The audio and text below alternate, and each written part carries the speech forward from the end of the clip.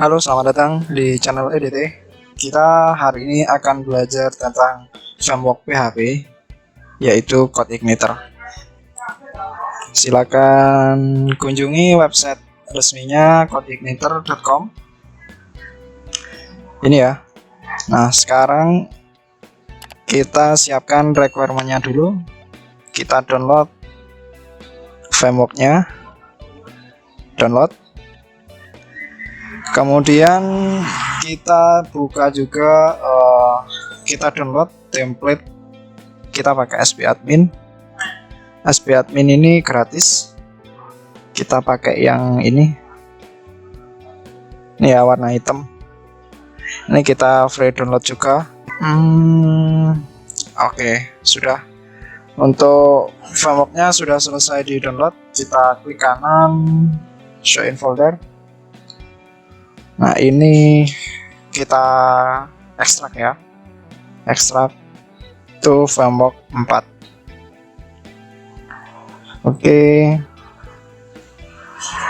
Nah, ini ya isinya ini. Terus kemudian kita keluar dulu, lalu ini kita ubah namanya jadi pemesanan ya, pemesanan bangunan. Oke, anggap saja pemesanan. Kita cut. Jadi yang di cut itu yang di dalam. Cut. Kita pindahkan ke XMPP. Jadi kalian harus punya XMPP dulu. Seperti ini. Nah, ini ya. XMPP versi 3.2.2. Oke. Ini semua sudah run. Run. Kalau ini simbolnya stop, berarti ini sudah run. Jadi sudah bisa digunakan. Lalu yang kita cut tadi kita paste di sini. Nah, ini pemesanan. Oke. Sekarang kita coba akses folder pemesanan ini lewat browsernya. Localhost /pemesanan. Oke. Pemesanan public.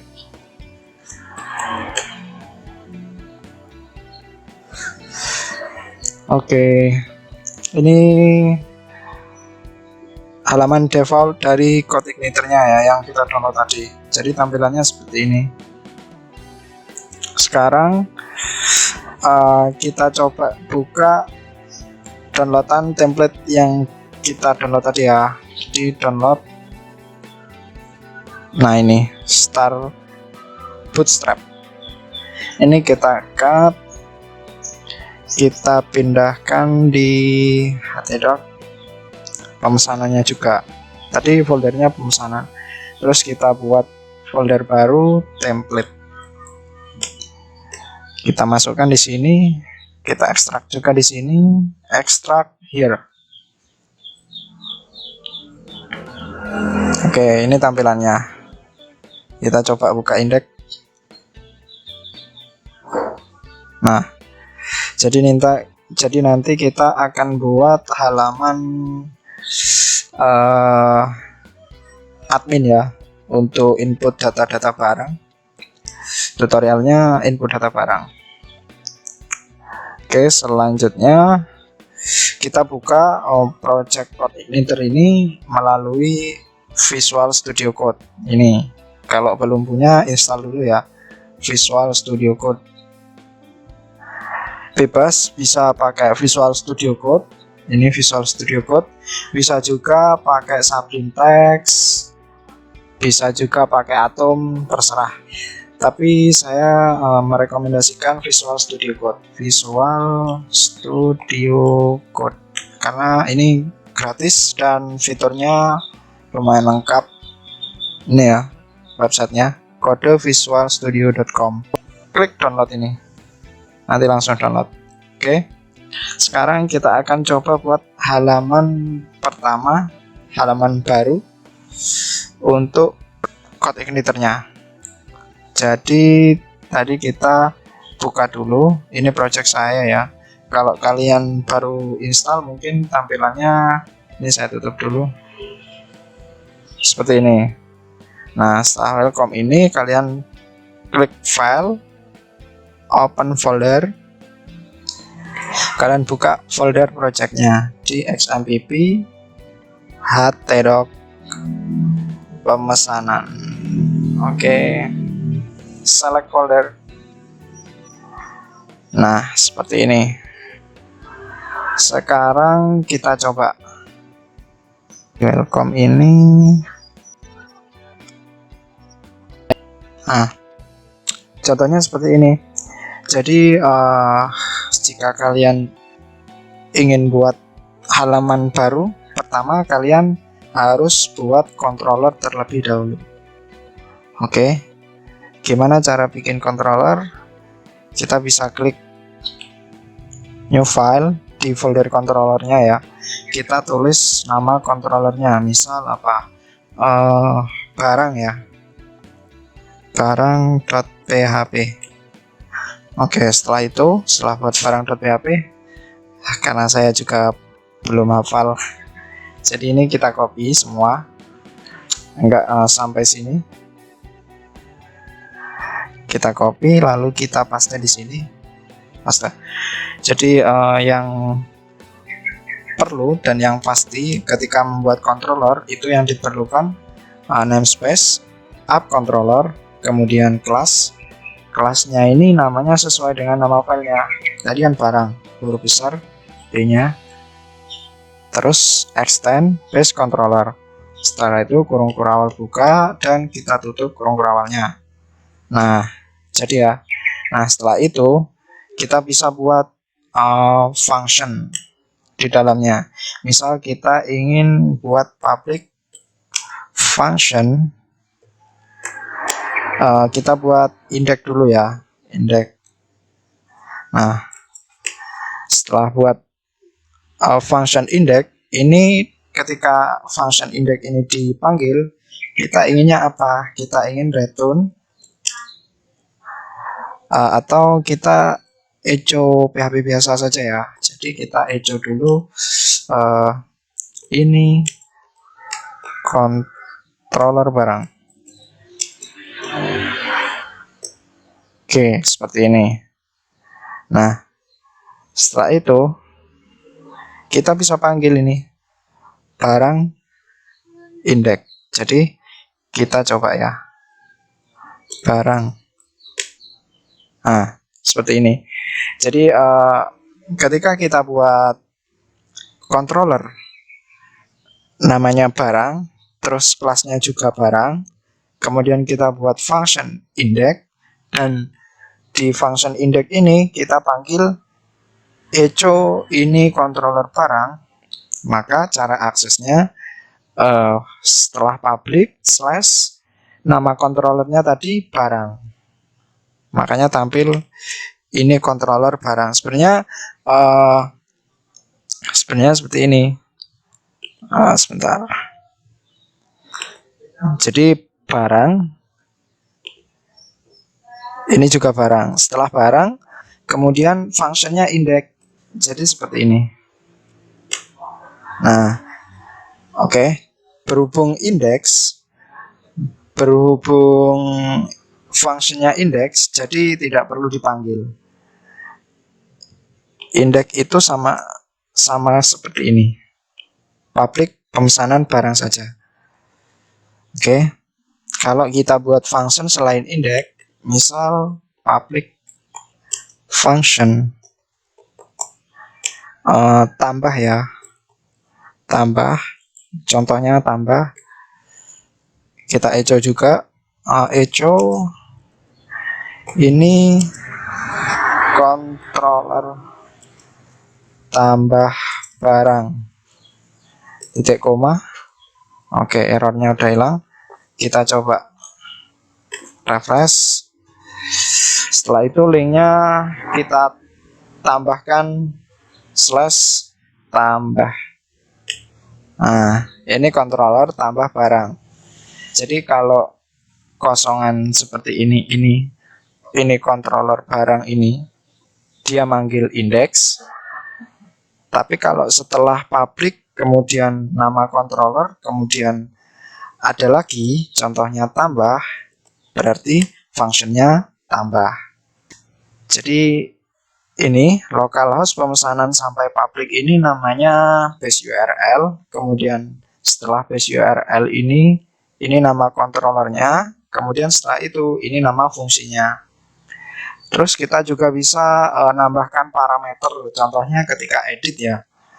Contohnya misal edit /id1 misal.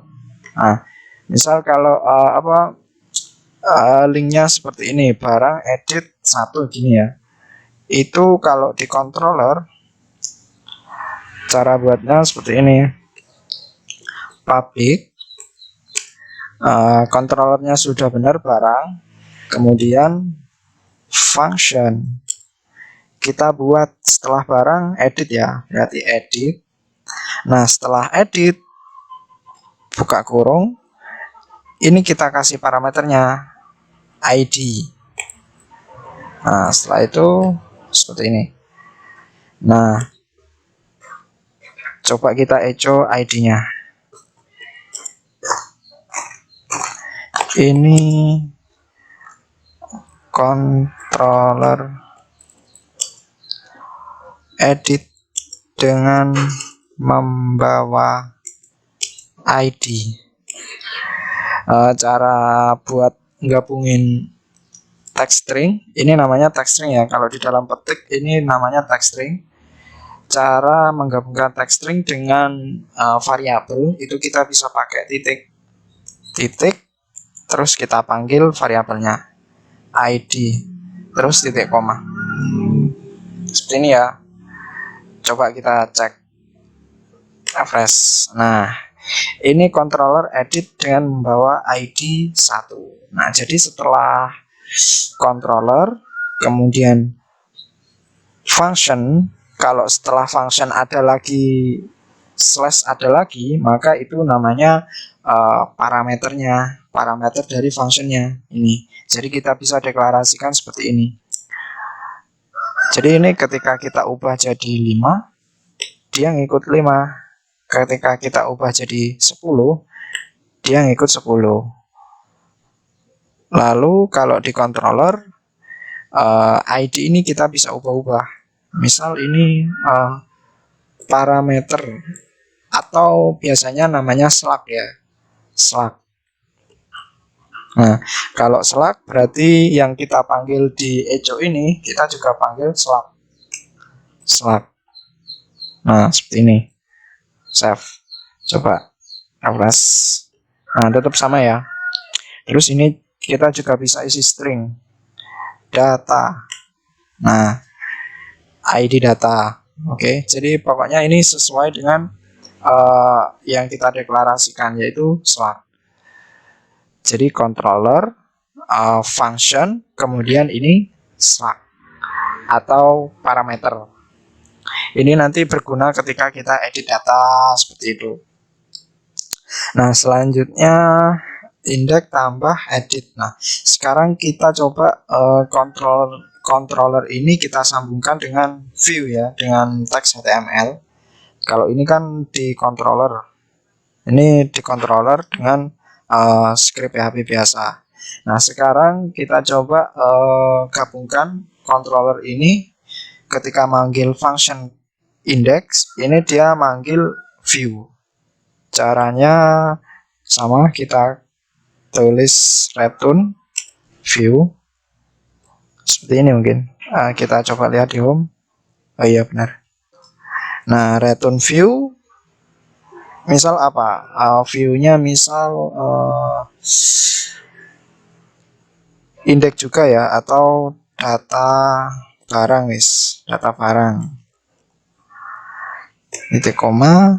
Nah, data barang ini kita buatnya di mana? Kita buatnya di view. Jadi app, setelah itu view. Nah, kita di view ini kita bisa buat file baru. New file. Kita namakan ini seperti ini, data barang. Data tanda hubung barang .php. Nah, oke. Sorry ada sponsor. Di view data barang ini kita bisa buat teks HTML. Contohnya misal kita buat HTML5 ya. Kita klik enter. Kemudian coba kita baca H1. Ini halaman view untuk barang. Nah, contohnya seperti ini. Oke, jadi setelah kita buat controller dengan nama barang, kemudian kita buat function index, kemudian di function index ini kita panggil function return view data barang, data tanda hubung barang huruf kecil semua. Setelah itu kita coba buat file baru di dalam folder view dengan nama data tanda hubung barang.php. Dan di data barang.php kita tuliskan H1 ini halaman view untuk barang. Oke. Jadi jika kita sudah membuatnya, ketika kita mengakses barang /index function index, kita refresh. Nah, tampilannya ini halaman view untuk barang. Jika kita ketik ctrl U, nah persis ya, hasilnya persis dengan yang ada di view, karena di controller barang tadi di function index itu kita langsung return view data barang. Jadi yang ada di data barang ini dikembalikan dari fungsi pemanggilnya. Maka tampilannya seperti ini. Ini halaman view untuk barang. Oke. Sekarang coba tapi saya ingin untuk view ini kita masukkan dalam satu folder ya, karena ini controllernya barang, dan untuk controller barang ini menangani untuk melihat data barang, kemudian untuk tambah ke edit, nanti juga ada untuk detail. Jadi ada 4 halaman, maka kita di view ini kita bisa buat folder baru, new folder. Kemudian kita coba tulis barang. Kalau di view ini kita pakai huruf kecil aja ya. Kalau di controller yang pertama emang harus besar. Nah, ini data barang ini kita masukkan ke folder barang. Move. Oke. Nah, view barang, data barang. Kalau seperti ini manggilnya di view, kita tinggal tambahkan foldernya barang /data barang seperti ini ya. Save, coba refresh. Nah, tetap. Sekarang kita coba untuk tambahnya. Tambah, ini kita panggil view-nya juga ya. Nggak usah pakai echo. Kalau echo ini kan teks biasa. Coba kalau echo itu hasilnya seperti apa? Nah, teks biasa ya, bukan script HTML. Oke, kita buat return view, foldernya barang, kemudian kita buat file baru ya, tambah. Ini belum kita buat, jadi barang tambah. Ketika di folder barang, kita new file, kita tambahkan namanya tambah.php. Nah, sekarang kita coba buat HTML lagi. HTML 5. Oke. Terus kita buat H1 juga.